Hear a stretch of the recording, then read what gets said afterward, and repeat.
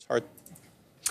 Okay, so we got more ETF magic on Monday. Let's get to Stan's ideas. Bank of America, you've talked about your thesis on the financials.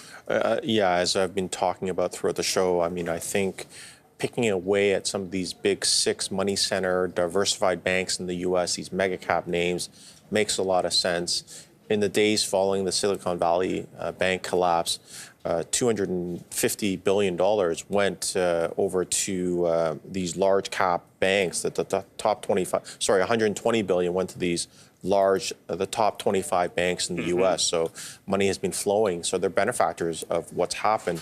Bank of America, $3 trillion in assets today. Over $100 billion in forecasted revenue for 2023. So it certainly makes them one of the big boys in the U.S. And we added it as a new position in the last week or so. Highly diversified. They're in consumer banking, global wealth and investment management, global banking and global markets. So very different from Silicon Valley and some of these other banks that imploded because they're so diversified and the revenues are from across the world. Shares look attractive. They're down more than 17% since the onset of the financial or the banking turmoil. Again, well diversified amongst the different business segments, deposit bases, and geographies. They actually gained $15 billion in deposits in the few days following the Silicon Valley Bank collapse. As customers sort of move money and seek greater value or greater safety in some of these big banks viewed as too big to fail. The stock is trading at a discount to book value today, and it pays about a 3% plus dividend yield, which should grow over time. Okay. Manulife, I mean, in theory, higher interest rates, good for life insurance companies. Sure, and here's another name that got caught in the crosshairs of what's happened in the U.S., down about 10% since the beginning of the financial or the banking crisis in the U.S., which I think is largely fading away and subsiding at this point.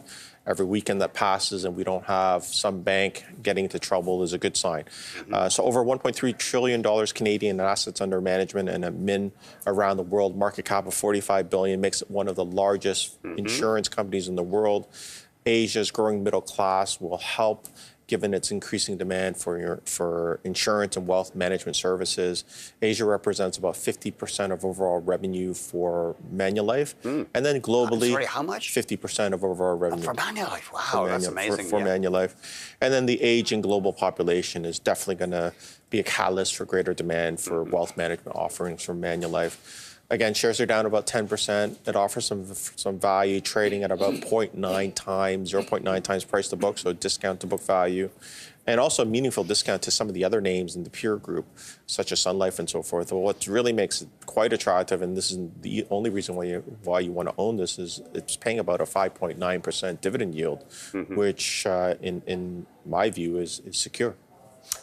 Kering is your last idea. It's the world's second biggest luxury goods outfit. Gucci is their big name. Yeah, so if you recall, a couple of shows ago, I talked about LVMH being one of the names in our portfolio, and I thought I'd add and highlight another name on our portfolio in the consumer discretionary space, but more importantly, in the luxury brand space, because I think the growth of the luxury brand, personal luxury brand business continues to grow, particularly from demand from Asia, countries like Korea and China.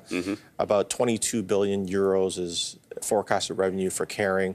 Again, the second largest luxury brand goods company in the world.